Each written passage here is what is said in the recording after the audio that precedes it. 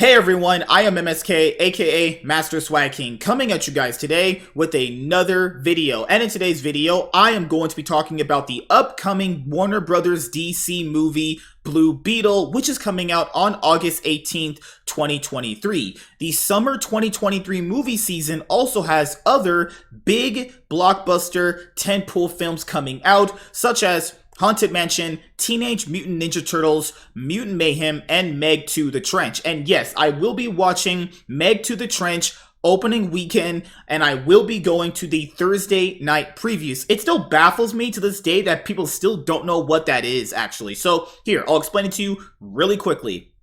So you know how people usually say, I'm gonna go watch the newest movie coming out on Friday, right?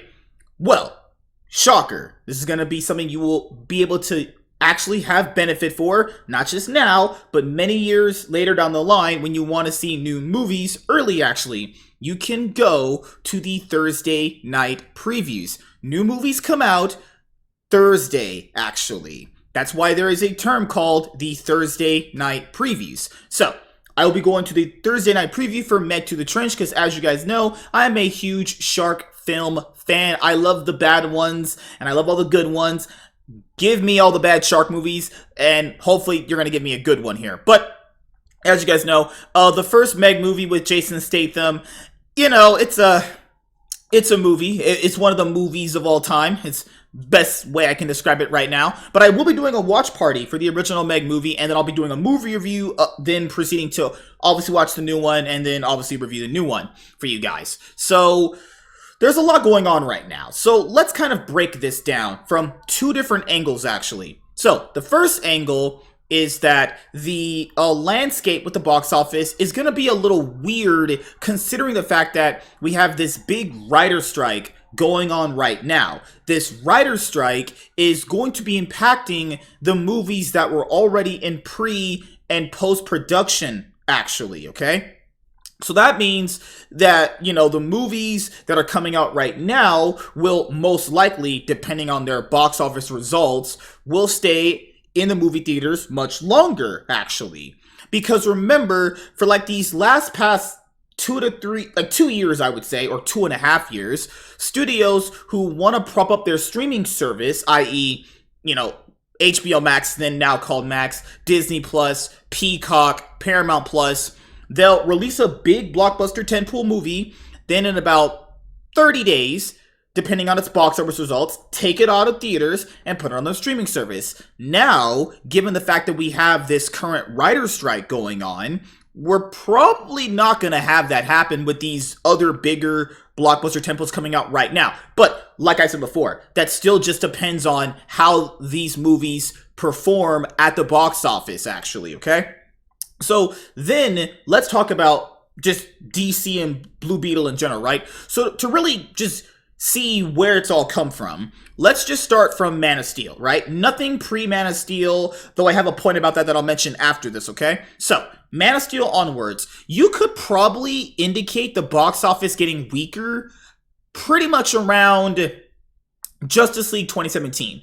The Joss Whedon version, right? Which came out in, I think, November or December of that year, where a Justice League movie, people have been wanting to see a Justice League movie forever.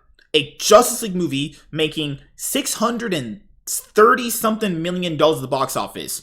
And it didn't make profit. It flopped really badly. It had a budget of like $300 million. It was one of the most expensive movies ever made, actually.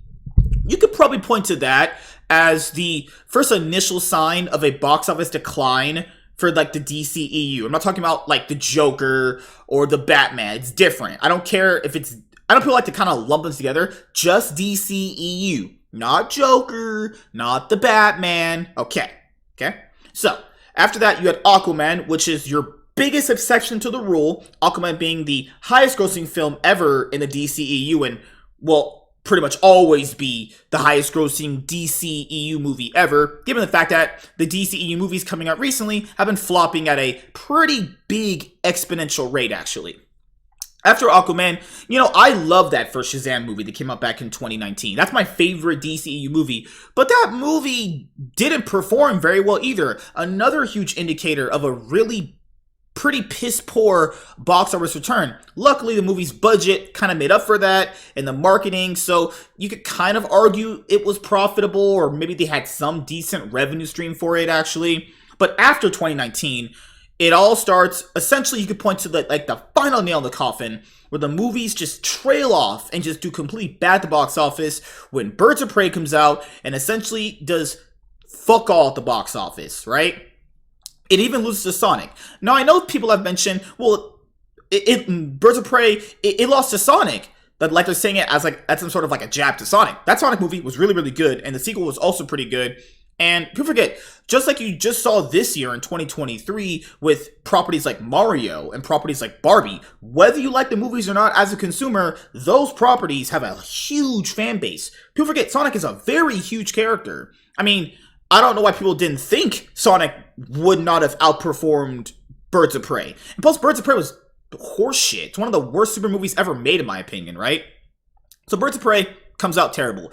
You can't really count the ones for COVID, like Wonder Woman 1984 and James Gunn's Suicide Squad. Now, I didn't like 1984 all that much. I thought it was also pretty bad. But I really love James Gunn's Suicide Squad. So those, if you don't want to count those, that's fine. But they did also pretty bad at the box office too, albeit it was COVID period as well. So that you can kind of take it or leave it, right? So if you discount those, let's use this one. Black Adam does abysmally bad.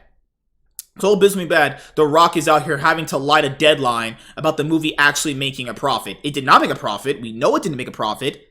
It didn't even break even. We can see with our own eyes. I don't know why The Rock thought we were just stupid for some reason. Black Adam, box office failure. Also not that good of a movie either. Then you also had what else did you have? You had that's 2022, right? So now you have this year, right? So you have Shazam 2 coming out, and that fails at the box office. Fails really badly. Remember, these movies also have a huge marketing push too. They fail extremely badly. Then after that, you have The Flash, which just came out, which flopped, which is the fastest superhero movie flop alive at the box office. I'm not even joking with that. It actually flopped so hard that Warner Brothers put it on digital in less than 2 weeks. That's how bad it flopped, actually. So, you're looking at all these, recent DC movie flops, starting from as early as 2017 and starting as recently, maybe 2.5 years back as Birds of Prey, right? All the way up to right now, where we just had The Flash come out and it flopped really bad at the box office.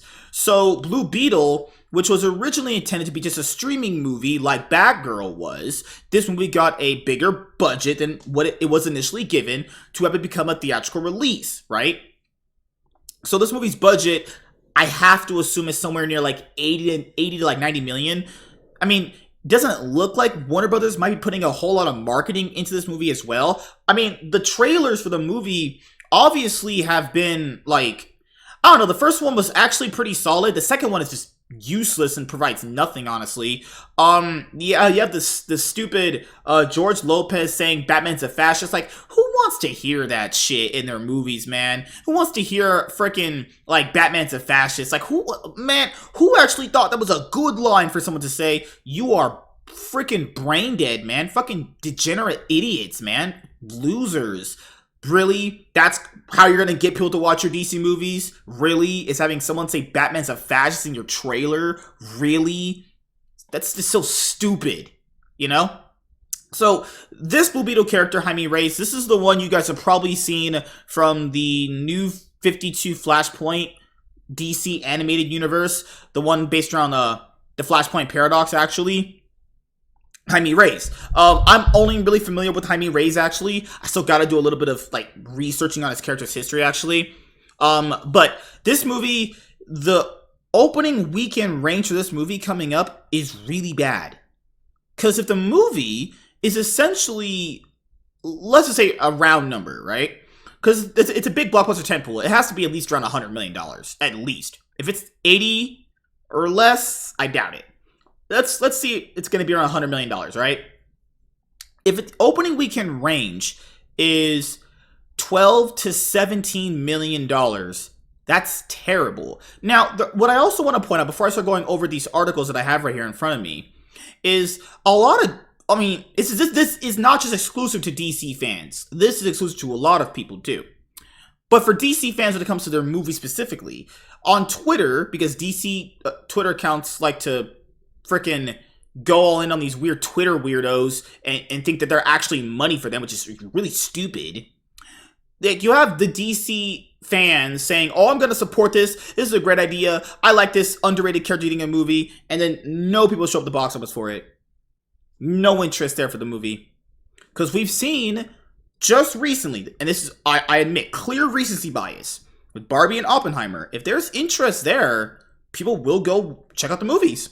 And if the interest is big enough, as if like they like the movie or they want to rewatch it, they'll go back and rewatch it. Remember, movies thrive off of word of mouth and repeat viewings, okay?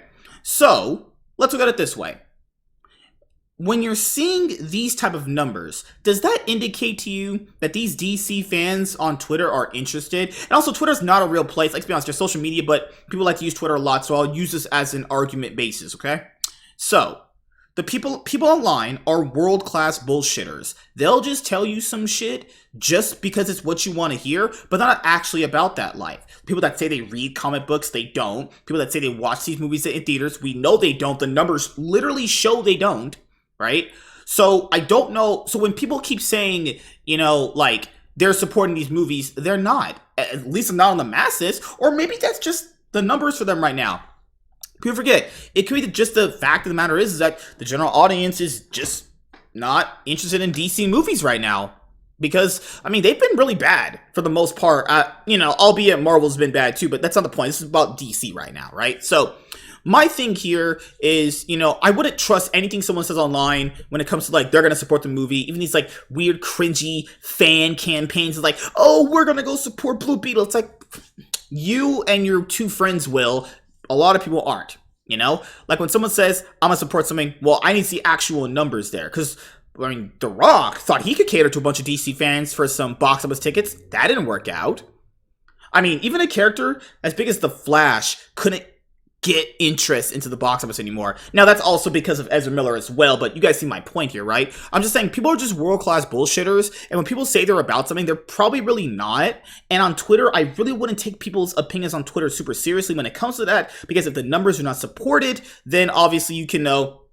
It's like that new meme going around for DC. DC fans on Twitter really loud, but DC fans in theaters empty, right? They just don't support. Like, they say they're going to support it. They say they like it as an idea. But when push comes to shove, when you actually have to support it with your hard-earned money, they don't, actually. They say they're going to support the films, and they don't, because they're just nothing but a bunch of pathetic, fucking, broke-ass liars. It's just what it is, okay? So, right here from Box Office Pro, you have pros. The DC brand has a modest strength of its own. That's putting it lightly, I would say. And Blue Beetle, being an unfamiliar to the masses character, might make this film feel fresh among audiences. That could be a benefit. I mean, it just depends, honestly. Like, that is such a weird thing to grab. I mean, only the numbers will prove that, actually. Oh, here it comes. Oh, freaking gosh. Appeal to Latinx families could be notable. Okay, I swear. No one uses this word in real life. If you use the word Latinx in real life, you are a brain-dead NPC shill. Do not use this word. Just say Hispanic families. Super simple. I'll do it for you. Appeal to Hispanic families could be notable, which is true. This is true. Particularly with the back half of the summer and early fall, seeing a relative lack of youth-friendly content hitting the big screen. Yes. That is somewhat true, but that kind of correlates with the first pro, so that doesn't really make a whole lot of sense, honestly. I mean, but I understand what they're saying, you know? Underrated character. Also, they're basically saying a minority would support it because it's just, they would see themselves on screen. No, that's not how that works. Okay, so let's talk about the first pro. The first pro is underrated character might do that. That's one that might actually work. Just because it's a Hispanic guy playing this character doesn't automatically indicate that just Hispanic people will watch it. If the movie is good and it has good word of mouth, people will watch it and the interest will be there. Has nothing to do with being Hispanic. because people are going to be like, but it'll appeal more to Hispanic people. Movies are an open, wide market. I mean, there are demographics you want to hit, obviously, but in the main character being Hispanic, we'll have a decent demographic hit potentially, but you won't know that, obviously. Well, I mean, if we have huge box office numbers, we'll also be able to judge that too. Here are the cons. With the comic book era not being the novelty it once was, audiences have become increasingly selective about which superhero films they spend money on in theaters. That I agree with. Superhero movies don't just automatically generate the big revenue like they did before, you know, since it's been a ongoing thing. Sorry, is it ongoing? No, I mean, it's a mixture of two things, right? It's a mixture of like oversaturation mixed in with bad superhero content mixed in with like just people. There's a lot of competition now, and there's always been a lot of competition, but you know, they're not in the heyday like they once were. You know, they're not going to be the automatic first choice. It's going to be plenty of other choices there. And since you have all these other big blockbuster temples coming out, I'm going to just say it right here. The Meg 2 is going to outperform Blue Beetle. That's my opinion. If I'm wrong, hey, it's whatever. It's just a prediction. To that end, early tracking models for this title are trailing Shazam! Fury of the Gods by a fair margin. The other competition from mid to late summer family-friendly holdovers like Teenage Mutant Ninja Turtles, Mutant Mayhem, and Haunted Mansion, plus action films like Meg 2 and Gran Turismo could diminish potential in the waning days of summer. Yeah, with all these other bigger movies coming out, we have those. There's another one too. There's like another horror movie coming out, Haunted Mansion, Gran Turismo, the Teenage Mutant Ninja Turtles movie, Meg 2. Yeah, Blue Beetle's about to get eaten alive, potentially. Alright, so Blue Beetle box office projection indicate worst ever DCU opening and terrible box office gross. I wouldn't really call this movie DCU. James Gunn has just said that he's keeping the character, not the movie. That way, because a lot of people were confused by that. They're like, why keep his character if you're not going to keep his film? Well, he can basically keep Blue Beetle, not recast him, put him in his universe. That way, just in case Blue Beetle is a box office disaster, that isn't tied to his universe. It's pretty simple business decision right there.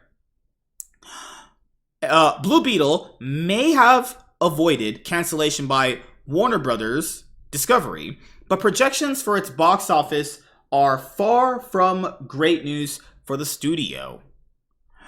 The 2023 struggle for DC movies to make their impact on the cinematic landscape may be about to hit its own Marina Trench with the arrival of Blue Beetle. According to box office predictions, Black Adam and The Flash both delivered reasonable opening weekends, but ultimately failed on account of their massive budgets and the less said about Shazam! Fury of the Gods' underwhelming performance, the better. However, they could all pale in comparison to the incredibly low $12 to $17 million opening weekend being predicted for Blue Beetle. James Gunn, bless him, has tried to do his best to instigate some interest in Blue Beetle by making sure that everyone is aware that the character of Jaime Reyes will be carrying on in the new DCU. Yes, so people have pointed out, I guess the media has pointed out that the reason why the movies have not been that performing well at the box office this year is because of the early announced DCU slate that James Gunn put out on Twitter, as well as the announcement of this universe essentially getting rebooted, has basically killed people's interest in these movies. The general fan thinking like, well, why would I go watch this movie if it doesn't matter type of mindset, right? But it seems that even that cannot get people into cinemas to watch a DC movie. If the projections shared by Box Office Pro turn out to be accurate, not only will Blue Beetle have the worst opening of a DC movie in recent memory, discounting Wonder Woman 1984, which pulled in $16.7 million during its day and date release in the COVID pandemic, but the film is also predicted to earn just $55 million at the domestic box office in total, considering the movie comes with a $120 million budget. This kind of result would be nothing short of another disaster for Warner Bros. Discovery. That'd be crazy. Also, keep this in mind. Barbie outperformed Black Adam, The Flash, and Shazam in one entire week for the most part. And since it's going to stay in theaters even longer, it's going to also outperform those movies in general in their entire box office runs. Crazy, right? Blue Beetle's box office fail could make Batgirl's cancellation worse. I mean, I've talked about this before, with Batgirl in particular. I mean, DC's released plenty of awful movies before. I don't think releasing this one would have been any different, if I'm being completely honest with you. Yeah, it might have been complete dog shit, but I mean, is it anything worse than David Ayer's Suicide Squad, or, you know, freaking Birds of Prey, or, or freaking Justice League? Is it anything worse than that? Could it be anything worse than that? Because if it's actually worse than those, that's actually a legitimate skill. You would have to legitimately go out of your way to be more worse than those movies, actually.